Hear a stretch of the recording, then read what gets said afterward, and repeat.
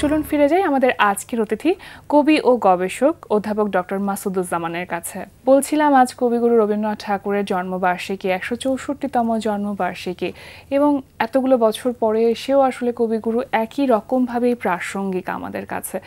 একটু জানতে চাইবো যে এই এতগুলো বছর পরে এসেও তার এই প্রাসঙ্গিকতার কারণটা কি? রবীন্দ্রনাথ আসলে তো বহুমুখী প্রতিভার অধিকারী, এবং সেই প্রতিভার সূত্রে আমরা কিন্তু সমৃদ্ধ হয়েছি, জাতিগতভাবে সমৃদ্ধ হয়েছি, চিন্তার দিক থেকে সমৃদ্ধ হয়েছি, এবং তার ভাবনা কিন্তু আমাদেরকে নানাভাবে আমাদের কাজে অনুপ্রেরণা হয়ে থেকেছে। এবং আমাদের জাতিগত যে একটা বিকাশ বা জাতিগতভাবে আমরা যে বাঙালি, এই যে পরিচয়, এই পরিচয়টাকেও কিন্তু তিনি বিশ্ব পর্যায়ে নিয়ে গেছেন যখন বাংলার সাহিত্য চর্চার কারণে তিনি বিশ্ব কবি হিসেবে নোবেল পান।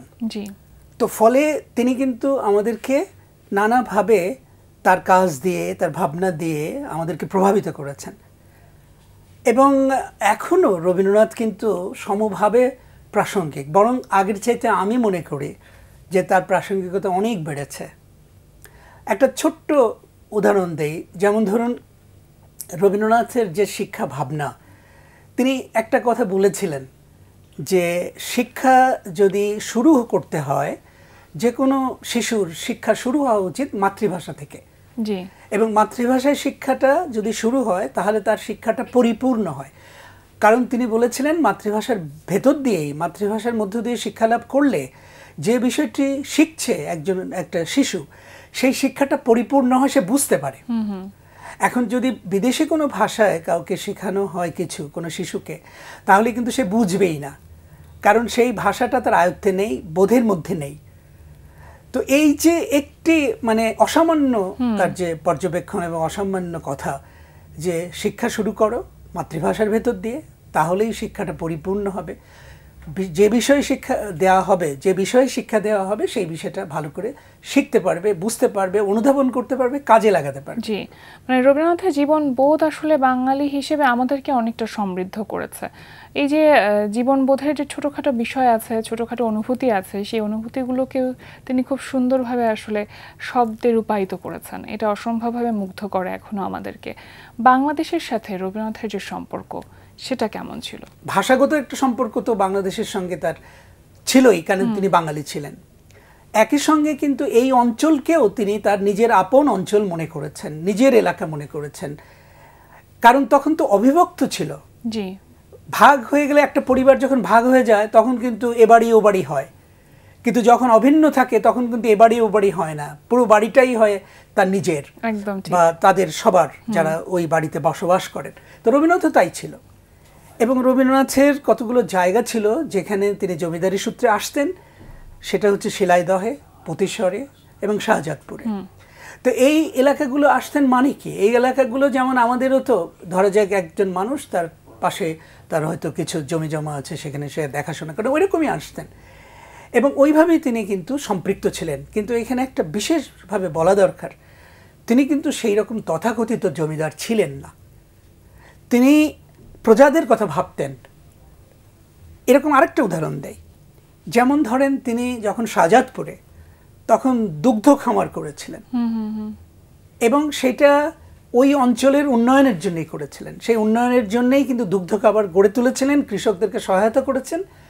আবার কুষ্টিয়াতে তিনি কিন্তু প্রথম কৃষকদের ঋণ দেওয়ার জন্যে একটা ব্যাংক করেছিলেন। আজকে যে আমরা গ্রামীণ ব্যাংকের কথা বলি, কিংবা ধরা যাক গ্রামীণ কৃষকদের যে ব্যাংক দেওয়ার কথাটা, যে পদ্ধতিটা চালু হয়েছে, সেটা কিন্তু রবীন্দ্রনাথের হাতে।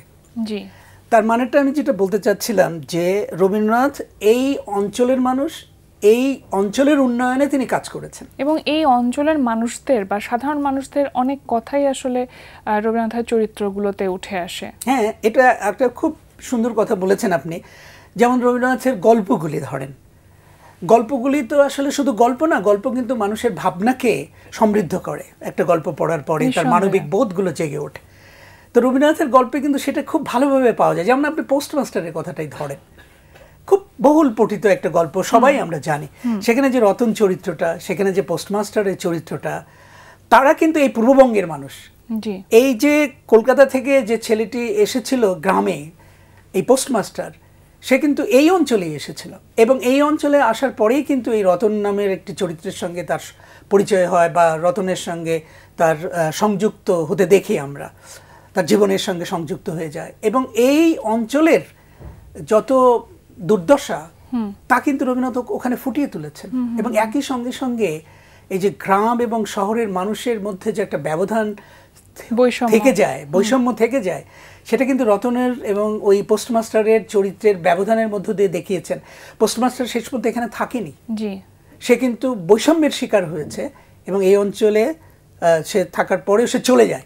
আর রতনকে কিন্তু সেখানে একটা মানে কি বলা যেতে পারে যে একটা অমানবিক কষ্টের ভেতর দিয়ে কিন্তু রতনের দিনগুলি পরে কাটে। রবীন্দ্র পরবর্তী সময়ে অনেকেই রবীন্দ্রনাথকে দিয়ে প্রভাবিত হয়েছেন, অনেকেই সমৃদ্ধ হয়েছেন তার যে শিল্পের সমস্ত শাখায় তার যে বিচরণ সেখান থেকে। কিন্তু রবীন্দ্রনাথ আসলে কাকে দিয়ে প্রভাবিত ছিলেন? গভীরভাবে দেখি আর কি রবীন্দ্র জীবনী থেকে যেটা জানা যায় সেটা হলো যে তিনি কিন্তু বিশ্ব সাহিত্যের দ্বারা প্রভাবিত হয়েছেন, বিশ্বের নানা অঞ্চলের লেখকদের ভাবনার দ্বারা সমৃদ্ধ হয়েছেন এবং তার পঠন পাঠন ছিল বিস্তৃত।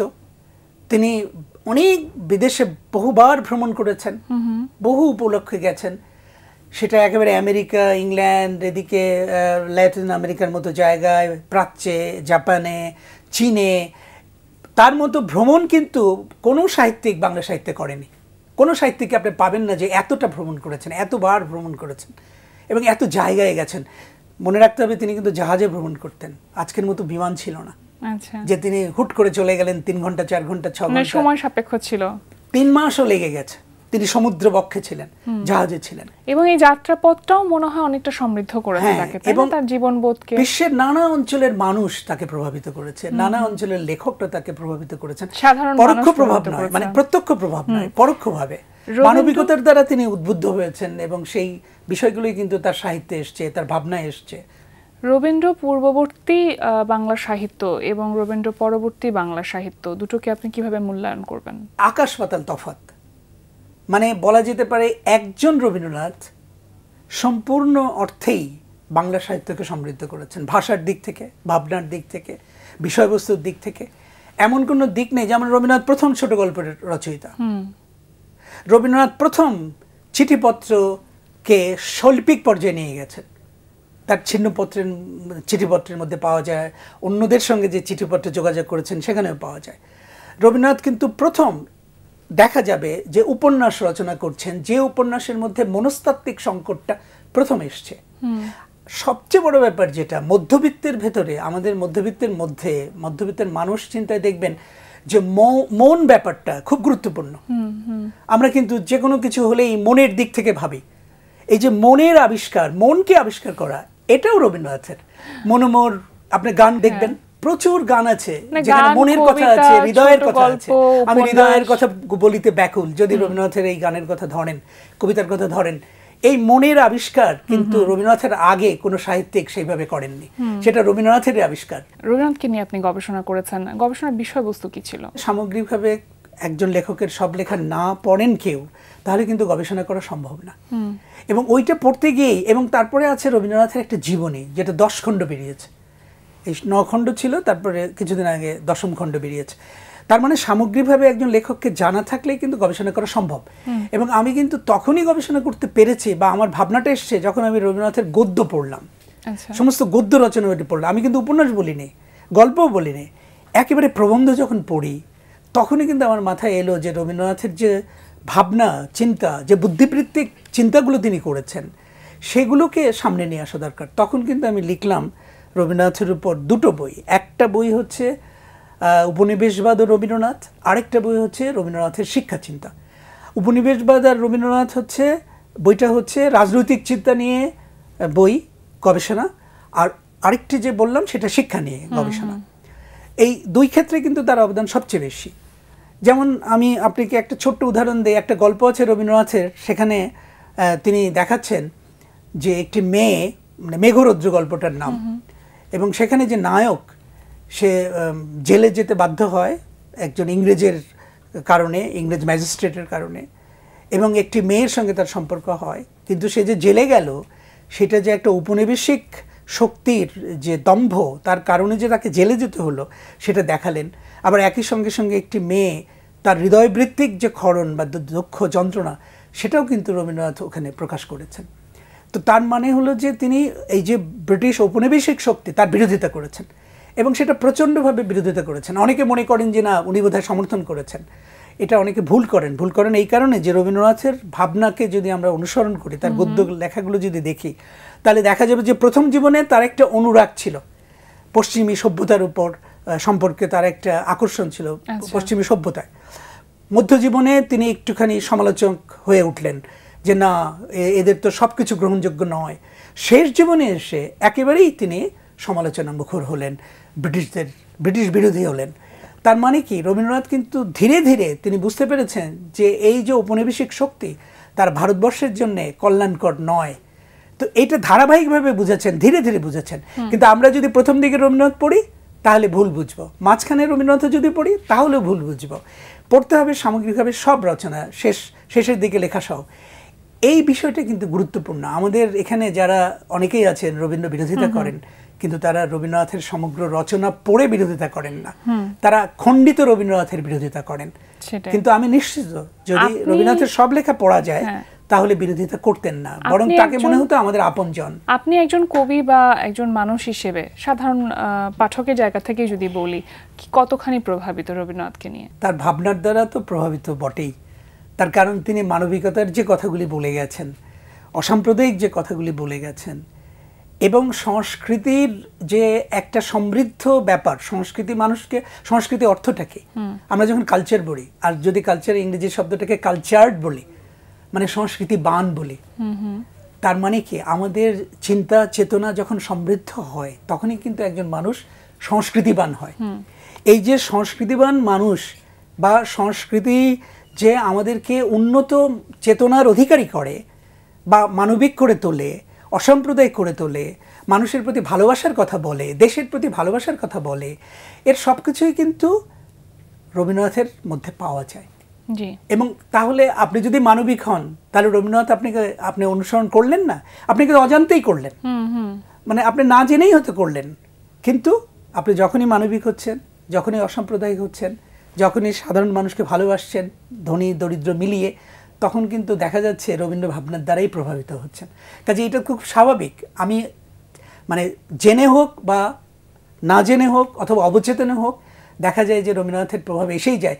এবং পৃথিবীর সমস্ত বিখ্যাত মনীষীদের যে শুভ চিন্তা, তার দ্বারা কিন্তু আমরা কম বেশি প্রভাবিত হই, তার মধ্যে রবীন্দ্রনাথ তো শীর্ষে আছেন। আসলে আমরা যদি শুদ্ধ সংস্কৃতির চর্চা করতে চাই তাহলে রবীন্দ্রনাথকে বাদ দিয়ে এটা কোনোভাবেই সম্ভব না। ভীষণ ভালো লাগছিল কথা বলতে, একদম শেষ পর্যায়ে চলে এসেছি। আপনাকে অসংখ্য ধন্যবাদ আমাদের আয়োজনে আসবার জন্য। সবশেষে দর্শকদের উদ্দেশ্যে যদি আপনার কিছু বলবার থাকে। খণ্ডিত রবীন্দ্রনাথ নয়, কয়েকটা কবিতা নয়, কয়েকটা গল্প নয়, কয়েকটা প্রবন্ধ নয়, উপন্যাসও নয়, সামগ্রিকভাবে রবীন্দ্রনাথের গল্পগুলি আগে পড়ুন, ওগুলো তো ভালো লাগবে। তারপরে গান তো শোনেনি, আরও বেশি গান শুনুন, দেখবেন যে নানা রকম ভাবনা তার মধ্যে আমরা পাবো। আরেকটা হচ্ছে রবীন্দ্রনাথের গদ্য, যার মধ্য দিয়ে সরাসরি একজন মানুষ বা একজন লেখক তার ভাবনাগুলিকে প্রকাশ করেন, সেটা কিন্তু পাওয়া যায় তার প্রবন্ধে। এই প্রবন্ধগুলি পড়বেন। আর বলবো, যদি খুব আনন্দ পেতে চান তাহলে পড়বেন তার চিঠিপত্র, ছিন্নপত্র থেকে শুরু করে, কিংবা তার জীবন স্মৃতি, যে তার স্মৃতিচারণমূলক যে গদ্য, এগুলো পড়বেন। এগুলো এর থেকে কিন্তু ভাষা যেমন শেখা যায়, তেমনি আরেকটা ব্যাপার ঘটে, সেটা হলো ভাবনার গভীরে চলে যাওয়া যায়। রবীন্দ্রনাথ যে কত বড় মাপের মানুষ ছিলেন, কতটা মানবিক ছিলেন, সেটা কিন্তু বুঝতে পারবেন যদি রবীন্দ্রনাথকে পড়েন। প্রিয় দর্শক, এতক্ষণ কথা হচ্ছিল অতিথির সঙ্গে, এবার সময় হলো বিদায় নেবার। আমাদের অনুষ্ঠান সম্পর্কে আপনার যে কোনো মতামত পরামর্শ জানাতে লিখুন এই ঠিকানায়। প্রযোজক দিন প্রতিদিন, Bangla vision, Noor tower, 110 Bir Uttam CR Datta road, Dhaka 1205, phone 96320304। আমাদের ইমেইল অ্যাড্রেস dinprotidin@banglavision.tv। বিশ্বকবি রবীন্দ্রনাথ ঠাকুরের একটি উক্তি বলে বিদায় নেব আজ। তিনি বলেছেন, নারী দাসী বটে, কিন্তু সেই সঙ্গে নারী রানীও বটে।